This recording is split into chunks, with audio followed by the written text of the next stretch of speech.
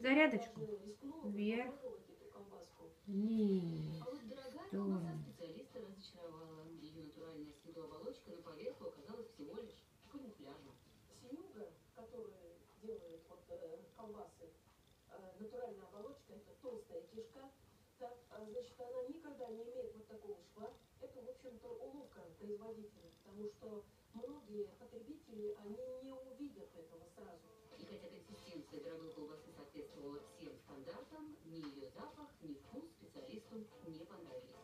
Мне вот дешевая колбаса понравилась больше. По Молодец. вкусу, аромату Молодец, Что ж, Аксель. в случае с солеными колбасами цена не главное.